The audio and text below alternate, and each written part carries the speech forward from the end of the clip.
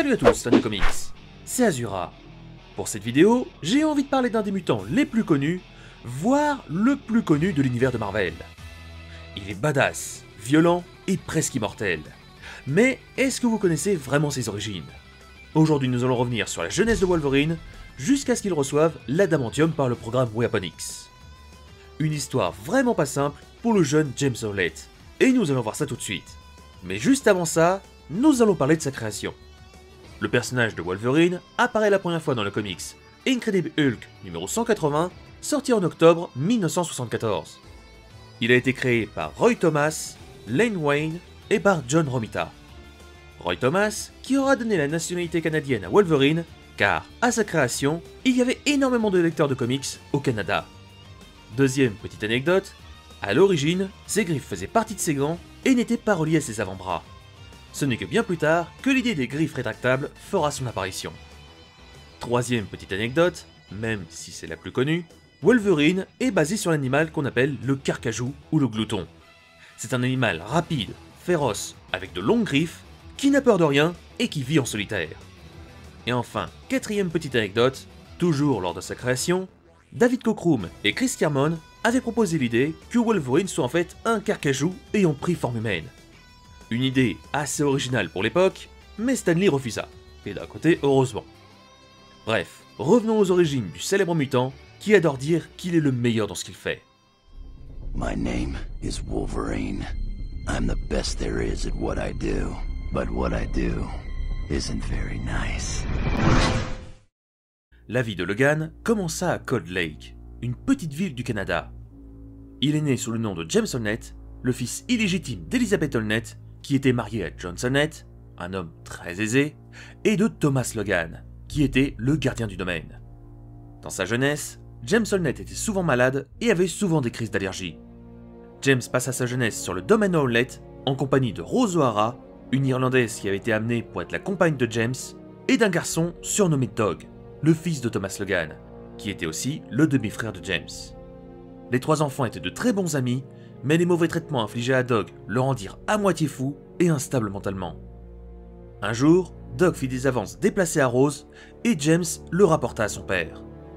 Pour se venger, Dog tua de sang-froid le chien de James, ce qui conduisit à l'expulsion de Dog et de Thomas Logan du domaine. Et c'est à partir de là que les problèmes vont commencer. Un soir, Thomas Logan, ivre, pénétra dans le domaine avec un fusil et décida d'emmener de force Elizabeth avec lui.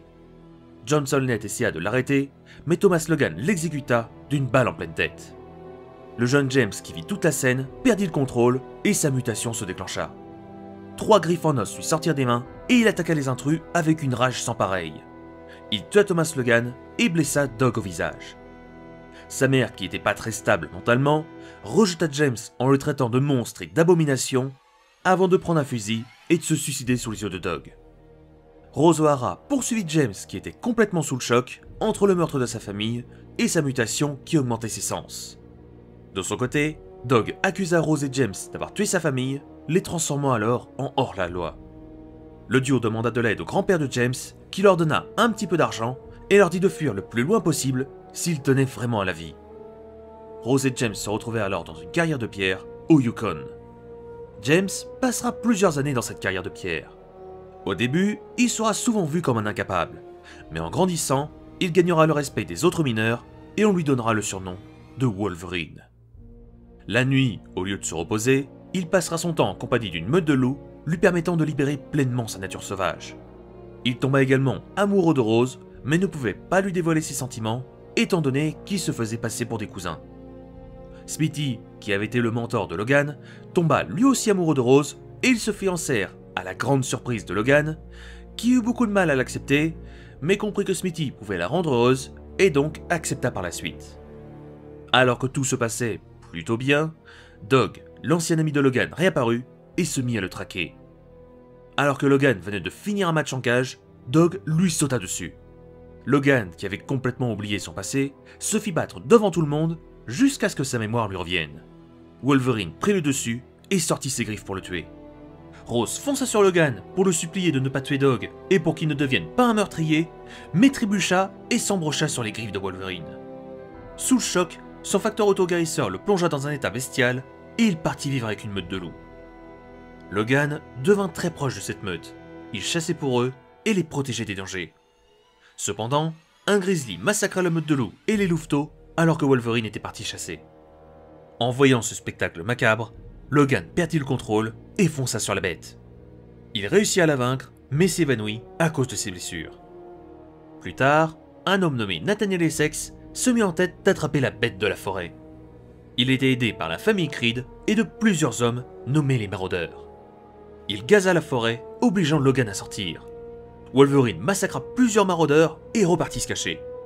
Après quelques minutes de chasse, la famille Creed le piégea et l'assomma. Il se réveilla dans une cage où il était présenté comme une bête de foire. La famille Creed et Nathaniel Essex s'amusèrent à le torturer pendant plusieurs semaines, contrairement à Clara Creed qui voulait établir un contact avec lui. Finalement, Clara réussit à convaincre son frère de faire sortir Wolverine du complexe de Nathaniel Essex. Clara essaya d'aider Logan à redevenir l'homme qu'il était avant, mais sa nature bestiale était toujours plus forte.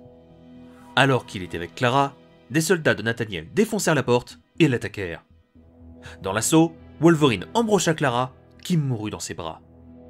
Saul Creed, le frère de Clara, décida, pour se venger, d'attaquer le complexe de Nathaniel avec l'aide de Wolverine. Les deux hommes réussirent facilement à terrasser les gardes avant de rentrer dans les appartements de Nathaniel. L'homme lui révéla alors que Saul Creed lui avait révélé sa position et qu'il l'avait aidé à le capturer. Wolverine, furieux, l'embrocha et le défenestra. Il affronta par la suite Saul, mais fut interpellé par une voix. Clara était toujours en vie et insulta son frère qui l'avait trahi. Wolverine poussa Saul dans une cuve de produits toxiques qui le tuèrent en quelques secondes. Clara, furieuse, chassa Logan et repartit seule. En apprenant que son frère était mort, Victor Creed se mit en tête de tuer Wolverine. Victor réussit à le capturer et l'envoya à l'Institut Ravencroft, où il fut de nouveau torturé. Grâce à l'aide d'un médecin, Logan réussit à prendre la fuite. Après une très brève excursion au Japon, Wolverine rentra au Canada et rencontra une jeune indienne nommée Silver Fox. Logan tomba amoureux de la jeune femme et passa quelques mois avec elle. Le jour de son anniversaire, Dansabre attaqua et viola Silver Fox et la laissa pour morte. Enragé, Wolverine attaqua Victor Creed et faillit le tuer. Dansabre réussit par un malin stratège à faire croire à Wolverine que c'étaient les habitants d'une ville voisine qui avaient ordonné la mort de Silver Fox. Wolverine laissa sa colère prendre le dessus et massacra tout le village. Dans les années qui ont suivi, Logan voyagea énormément. Il rencontra plusieurs personnes qui allaient soit devenir ses futurs ennemis, soit des personnes qui allaient devenir des héros très connus. Après la Seconde Guerre mondiale, Logan partit au Japon dans l'espoir d'apprendre à contrôler et à maîtriser sa part bestiale. C'est à cette époque qu'il tomba amoureux d'Itsu, une femme de la région. Ils se sont mariés et eurent un enfant, ce qui rendit Logan extrêmement heureux. Malheureusement, son bonheur fut de courte durée. Le soldat de l'hiver, qui était contrôlé par Romulus, assassina Itsu et vola son enfant. L'enfant fut placé dans une famille japonaise où il prit le nom de Daken. De son côté, Wolverine alla voir un forgeron immortel du nom de Muramasa et lui demanda de forger une puissante lame qu'il viendrait réclamer des années plus tard. En 1961, Wolverine rejoignit le projet Weapon X qui avait été créé pour contrer la menace mutante. Il retrouva Silver Fox qui était bel et bien vivante, mais qui n'avait gardé aucun souvenir de Logan. En 1966, Logan fit la rencontre de Nick Fury, premier du nom, au Vietnam. Là-bas, il l'aida à affronter une invasion de symbiotes contre les Park Null. Les aliens finiront par prendre le dessus avant de se faire atomiser par une violente explosion. Durant l'année 1968, Wolverine quitta la Team X et rejoindra le département K, où, lors d'une mission, il fera la rencontre des parents de Peter Parker. Après plusieurs années de service au programme du département K, Wolverine commencera à devenir fou à cause de son facteur autoguérisseur, lui donnant des cauchemars très violents et le poussant à redevenir sauvage. Il commença à abuser beaucoup trop de l'alcool pour oublier ses cauchemars, et un jour, lors d'un exercice de tir, il tua involontairement un autre agent. Le département K renvoya Logan malgré plusieurs années de service. En 1974, Logan fut battu et kidnappé par des hommes du projet Weapon X. Le docteur Abraham Cornelius examina le corps de Logan et en déduit qu'il serait parfait pour en faire une arme vivante.